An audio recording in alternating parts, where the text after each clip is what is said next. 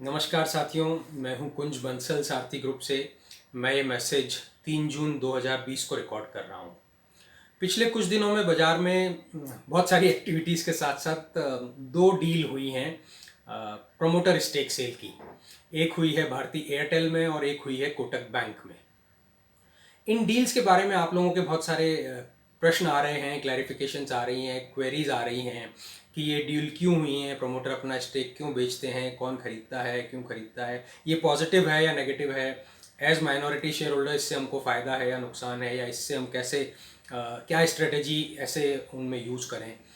इन सब चीज़ों को आज हम एनालाइज करने की कोशिश करेंगे। मैं इनके प्रश्नों के उत्तर आपको देने की कोशिश करूँगा। एक जो बहुत इम्पॉर्टेंट चीज़ हुई है वो ये हुई है कि भारतीय एयरटेल के केस में स्टेक सेल डील के बाद शेयर नीचे आ गया है या वहीं पे है, और जबकि कोटक बैंक में डील के बाद शेयर ऊपर आ गया है।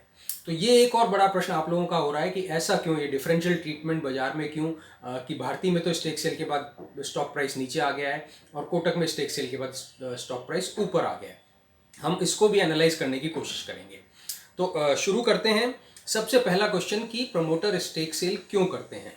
तो यहाँ पे हम थोड़ा सा डिफ्रेंसिएशन कर लें। जैसा हमने देखा था थोड़े दिन पहले वेदांता के केस में डी लिस्टिंग का ऑफर आया है, यानी प्रमोटर ने सारे के सारे माइनॉरिटी शेयर होल्डर्स को खरीदने का ऑफर दिया है और उसके बाद वो स्टॉक एक्सचेंज से कंपनी को डीलिस्ट कर देंगे। उसमें कोई ट्रेडिंग नहीं हो पाएगी, कोई खरीद बेच नहीं हो पाएगी। एज अगेंस्ट दैट ये जो दोनों केसेस हैं भारतीय और कोटक बैंक के, ये प्रमोटर स्टेक सेल हैं जिनमें प्रमोटर्स ने अपनी होल्डिंग का कुछ हिस्सा बेचा है, तो इनका डीलिस्टिंग से कोई लेना देना नहीं है। प्रमोटर स्टेक क्यों बेचते हैं? कई कारण हो सकते हैं। सबसे पहला कारण, उनको पैसे की जरूरत है क्योंकि वो कहीं और इन्वेस्ट करना चाह रहे हैं। कोई नया बिजनेस शुरू करना चाह रहे हैं, किसी और कंट्री में बिजनेस शुरू करना चाह रहे हैं, किसी के साथ जॉइंट वेंचर करना चाह रहे हैं। कुछ भी कारण हो सकते हैं और उसमें कोई बुराई नहीं है। प्रमोटर स्टेक सेल को नेसेसरीली नेगेटिव देखा जाए, ऐसी कोई जरूरत नहीं है। दूसरा कारण हो सकता है कि वो उनको अपनी कुछ प्लानिंग करनी हो, फैमिली में सक्सेशन है या अपनी रिटायरमेंट प्लानिंग है या अपनी नेक्स्ट जनरेशन के लिए कुछ पैसा इकट्ठा करके उनको कुछ नए बिजनेसेस शुरू करवा रहे हों, उसके लिए उनको पैसे की ज़रूरत है, तो उसके लिए वो अपना स्टेक बेचते हैं। उसमें भी कुछ नेगेटिव नहीं है। तीसरा कारण है, कई बार कुछ बड़े ग्लोबल इंस्टीट्यूशनल इन्वेस्टर्स, जिनको हम एफआईआईज बोलते हैं, या डोमेस्टिक इंस्टीट्यूशनल इन्वेस्टर्स भी किसी कंपनी में शेयर खरीदना चाहते हैं, और जब वो खरीदना चाहते हैं तो वो एक reasonably decent stake, let's say 2% 3% के आसपास खरीदना चाहते हैं। इतने शेयर अगर वो बाजार से खरीदेंगे तो कई बार लिक्विडिटी भी नहीं मिलती है और भाव और ऊपर बढ़ जाता है। तो ऐसे में वो चाहते हैं कि कोई एग्जिस्टिंग बड़ा शेयर होल्डर उनको वो उतने शेयर दे दे। तो इतनी बड़ी शेयर होल्डिंग ऑब्वियसली प्रमोटर के पास होती है, तो प्रमोटर अपने शेयर्स उनको बेच देता है। यहाँ पे ये ध्यान में रखने की बात है कि कोई भी अच्छा बड़े नाम का, बड़े ब्रांड का ग्लोबल इन्वेस्टर किसी कंपनी में शेयर होल्डिंग खरीद रहा है तो वो उस कंपनी के लिए पॉजिटिव मानी जाएगी। तो इसमें सभी का फायदा है क्योंकि कंपनी की पॉजिटिविटी बढ़ेगी, उसकी री रेटिंग हो सकती है। तो प्रमोटर अगर अपने थोड़े बहुत शेयर उनको दे दे तो अच्छा है। ऑफ कोर्स एक जो नेगेटिव देखा जाना चाहिए कि अगर कहीं से भी ये अंदेशा हमको आता है कि नहीं, over the next few years promoter को लग रहा है कि अब बिजनेस में पैसा नहीं बनेगा, बिजनेस डिक्लाइन की तरफ जा रहा है और इसलिए वो अपने स्टेक सेल धीरे धीरे कर रहा है, तो वहाँ पे हमको कॉशियस होने की ज़रूरत है। उसके अलावा किसी भी केस में नेगेटिव नहीं है। एक जो मोस्ट इंपॉर्टेंट रीज़न है कि प्रमोटर स्टेक क्यों बेचते हैं, वो रीज़न है कि कई बार रेगुलेटरी रिक्वायरमेंट होती है। जैसे किसी भी लिस्टेड कंपनी के लिए जनरली मार्केट कैप पे डिपेंड करता है, पर फिर भी मैं आपको उन डिटेल में नहीं ले जाऊंगा, प्रमोटर होल्डिंग मैक्सिमम 75% हो सकती है। अगर उससे ज़्यादा है किसी भी वजह से, तो over a period of time promoter को अपनी शेयर होल्डिंग कम करनी पड़ेगी। जैसा मैं आपको एग्जांपल दूं, डी मार्ट, एवेन्यू सुपरमार्ट के केस में हुआ था। जब पब्लिक इशू आया था तो पब्लिक इशू में प्रमोटर शेयर होल्डिंग सीधी 75% पे नहीं आ गई थी, उससे ज़्यादा थी, और उसके बाद दामानी जी ने बाजार में स्टेक बेचा। तो वो एक रेगुलेटरी रिक्वायरमेंट थी, अगेन उसमें कोई नेगेटिव नहीं था। और ऐसे ही कोटक बैंक के केस में एक रेगुलेटरी रिक्वायरमेंट है दैट आरबीआई ने कहा है कि मिस्टर उदय कोटक को धीरे धीरे अपना स्टेक कम करना है। तो ये जो stake sale mister Uday Kotak के द्वारा था वो भी एक रेगुलेटरी रिक्वायरमेंट थी। तो ये तो कारण हो गए कि प्रमोटर्स अपना स्टेक क्यों बेचते हैं। अब हम आते हैं इन दोनों डील पे। तो दोनों डील्स में कुछ समानताएं हैं और कुछ डिफरेंसेस हैं। समानताएं क्या है पहले वो देख लेते हैं। मोटा मोटा दोनों कंपनीज का मार्केट कैप करीब करीब सिमिलर है। अगर हम भारतीय एयरटेल का मार्केट कैप लें तो 3 लाख करोड़ है, और सिमिलर से मतलब एक पर्टिकुलर रेंज में है, ऐसा नहीं कि एक स्मॉल कैप कंपनी और एक लार्ज कैप कंपनी है। कोटक बैंक का 2.5 लाख करोड़ है, तो वो पहली बात। दूसरी बात, दोनों में प्रमोटर स्टेक सेल हुआ है। ऑफ कोर्स कोटक बैंक में क्यूआईपी भी हुआ है, एक एडिशनल इशू ऑफ इक्विटी भी हुआ है, उस पर मैं बाद में आऊंगा। पर प्रमोटर स्टेक सेल और क्यूआईपी या एडिशनल इक्विटी इशू में डिफरेंस मान लें कि प्रमोटर स्टेक सेल का पैसा जो बायर देता है वो प्रमोटर की जेब में जाता है, कंपनी में नहीं जाता है, तो इसलिए उससे कंपनी के फाइनेंशियल्स पे कोई इंपैक्ट नहीं आता है। नंबर ऑफ शेयर चेंज नहीं होते हैं तो ईपीएस नहीं बदलती है, नंबर ऑफ शेयर्स चेंज नहीं होते हैं तो बुक वैल्यू पर शेयर भी नहीं बदलती है। ऑफकोर्स कंपनी में कैश नहीं आता है तो कंपनी का कैश फ्लो भी नहीं बदलता है, वो सारा पैसा प्रमोटर में जाता है। तो जैसा मैंने कहा, इन दोनों केस में प्रमोटर स्टेक सेल थी। तीसरी बात, दोनों में करीब करीब 3% के आसपास प्रमोटर्स ने स्टेक बेचा है, और चूंकि मार्केट कैप एक सिमिलर रेंज में है तो चौथी बात ये आ गई कि सिमिलर परसेंटेज स्टेक बेचा है, तो दोनों में 7 से 8 हजार करोड़ रुपया प्रमोटर ने रेस किया है। तो ये तो हो गई समानताएं। अब आते हैं हम दोनों में फर्क क्या है, दोनों डील्स में डिफरेंस क्या था, और वो शायद हमें इस बात का जवाब देगा कि क्यों एक के केस में शेयर प्राइस रुक गया या थोड़ा नीचे आ गया और एक के केस में ऊपर चला गया। तो सबसे पहला कारण हम लेते हैं मार्केट सेंटीमेंट को। जब भारती एयरटेल की डील हुई 26 मई को, तो मार्केट सेंटीमेंट इतना स्ट्रांग नहीं था। हालांकि हम सब देख रहे हैं कि विद इन पिछले 6-7 ट्रेडिंग सेशन में कैसे मार्केट सेंटीमेंट चेंज हो गया है। निफ्टी 9000 से 10,000 आ गया है, 10% का राइज हो गया है और एकदम सेंटीमेंट चेंज हो गया है। तो 26 मई को जब भारती एयरटेल की डील हुई तो निफ्टी लेवल था 9000। तो उस लेवल पे मार्केट ऑब्वियसली थोड़ा सबड्यूड सेंटीमेंट था, और सबड्यूड सेंटीमेंट में कोई भी पॉजिटिव न्यूज आती है तो उसका डिस्काउंटिंग इतना पॉजिटिवली कंपनी के शेयर भाव को नहीं मिलता है। एज अगेंस्ट दैट, जब कोटक की 2 डील हुई, तो सबसे पहले क्यूआईपी हुई जिसकी मैं डिटेल आपको दूंगा, वो हुई 29 मई को। तब तक निफ्टी 9,500 9,500 पे आ चुका था और सेंटीमेंट इंप्रूव होने लग गया था। और उसके विद इन 2-3 डेज गैप 2 जून को प्रमोटर स्टेक सेल हुआ, जब निफ्टी करीब करीब 10,000 9,900 पे आ चुका था। तो ये एक बहुत बड़ा फर्क आ गया कि मार्केट सेंटीमेंट सडनली चेंज हो गए। तो पॉजिटिव सेंटीमेंट में जब भी कोई डेवलपमेंट होगा तो उसकी मार्केट रिकॉग्निशन पॉजिटिव वे में लेगा, और इसलिए हो सकता है कोटक का शेयर प्राइस उसके ऊपर गया। दूसरी बात, stock price movement before the deal हम थोड़ा सा एनालाइज कर लेते हैं। अगर हम 1 मार्च से डील की तारीख तक का प्राइस मूवमेंट लें तो ध्यान रखें 3 महीने करीब करीब हो जाएंगे, मार्च अप्रैल मई, और उसमें सारी वोलेटिलिटी बाजार की इंक्लूड हो जाएगी। मार्च का नीचे गिरना, अप्रैल में जाना, मई में स्टडी रहना, और उसके बाद सडनली मई के लास्ट में ऊपर आना। तो भारती एयरटेल का प्राइस 1 मार्च को था करीब 500 रुपये, वो डील के दिन 26 मई तक 600 रुपये हो गया था, यानी कि 100 रुपये की बढ़त, 20% प्राइस राइज। ऑफकोर्स 26 मई को 600 रुपये पे भारती ने 6% डिस्काउंट देकर अपना प्रमोटर स्टेक सेल किया। तो शायद ये कारण हो सकता है कि सिंस स्टॉक ऑलरेडी बढ़ा हुआ था तो डील के बाद उसका और ऊपर जाना शायद हो सकता है शॉर्ट टर्म में नहीं पॉसिबल हुआ हो। एज अगेंस्ट दैट हम देखते हैं कोटक में क्या था। कोटक का भाव था 1 मार्च को करीब 1600 रुपये, और डील के दिन यानी 29 मई तक वो प्राइस गिर के 1200 रुपये रह गया था, यानी 400 रुपये का फॉल, करीब 25% का फॉल। ऑब्वियसली ऐसे में एक शॉर्ट टर्म मूवमेंट में कोई पॉजिटिव डेवलपमेंट होता है तो सिंस 25% का फॉल ऑलरेडी हो चुका है तो एक पॉजिटिव जाने का चांस रहता है, हो सकता है इसलिए कोटक का शेयर प्राइस बढ़ा, और जैसा मैंने कहा पिछले केस में भारती का नहीं बढ़ा। पर इन दोनों कारण को मैं पीछे रखते हुए एक मोस्ट इंपॉर्टेंट कारण पे आता हूं कि कोटक में, जैसा मैंने पहले कहा, 2 डील हुई हैं।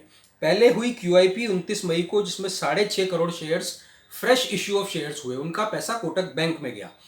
अब सबसे पहला पॉजिटिव तो ये कि ऐसे बाजार में इतना पैसा, और कोटक ने करीब करीब 7,400 करोड़ रुपया रेज किया है, जहां कोविड नेगेटिव बाजार है, सेंटीमेंट वीक है, किसी कंपनी को 7,400 करोड़ रुपया अगर इन्वेस्टर्स देने को तैयार हैं तो एक बहुत बड़ा पॉजिटिव है। तो ये एक पॉजिटिव था, और ये हुआ था 1145, ये भी 6% discount of the prevailing market price जो उस टाइम 1220 था उस पर हुआ था, जैसे भारती की promoter stake sale deal 6% discount पे हुई।